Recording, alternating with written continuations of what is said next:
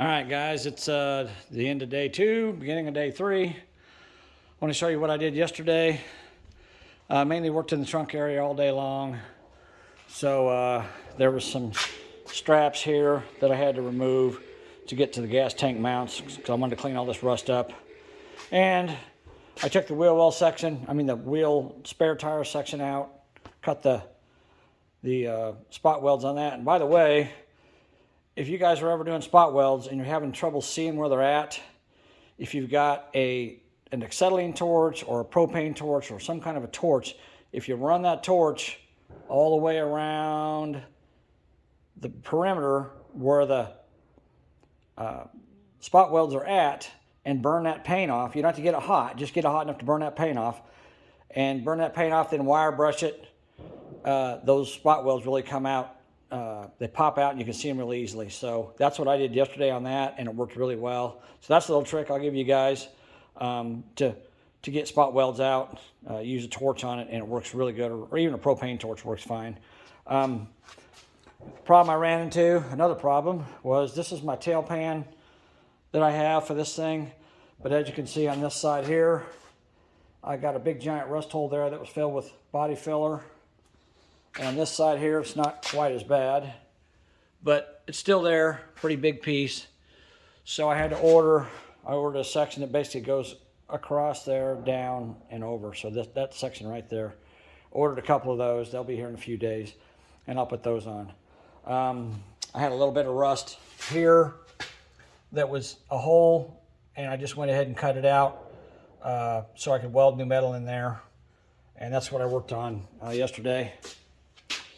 And I also took my torch and cleaned this up so I could possibly cut the spot welds on it and remove it to use it on these big holes. But as you can see, it's completely full of rust all the way across. So it's not usable. So I went in and ordered those end caps because that's just the easiest thing to do. I want this thing to look right when I'm done with it. So, and today I'm going to start doing some cutting. So I thought I'd open up this Hobart plasma cutter for you guys to see. I haven't even seen it yet. I've had it for a couple months, but I haven't even opened it yet. So this is the first thing I'm going to use it on. So let's open it up and look at it. Like I said, I believe I bought it, if I remember right, I bought it used, but let's take a look at it and see how good a shape it's in.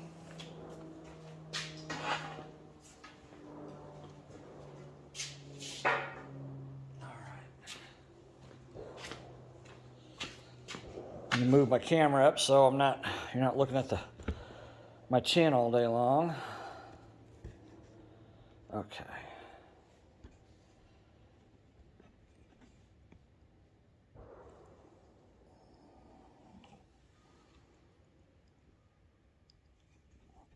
There we go. All right, let's open this up and take a look at it. So this is the plasma cutter made by Hobart.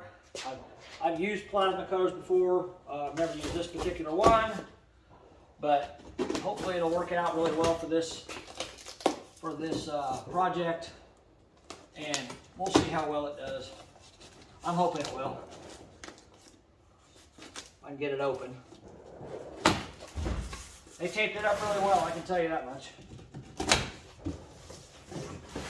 Okay. So let's see what we got in here. I'm going to sit down here, make myself comfortable. And I can tell you this owner's manual, it's got some tips in it. They are brand new, so they haven't even been used yet. So that's kind of cool that that's in there. And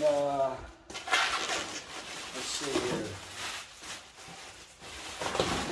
Bubble wrap, which obviously isn't from the factory, so it's probably is used, I don't know.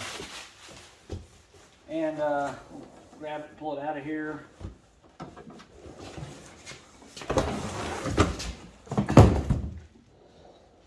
Alright.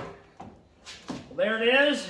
Well, yeah, this tip is dirty, so it has been used, but I can tell you without too much hesitation that this thing has got very little use on it, very little use. So looks like it's in really good shape. Let's see if I can get this retaining ring snap back on there. It popped off. There we go. All right.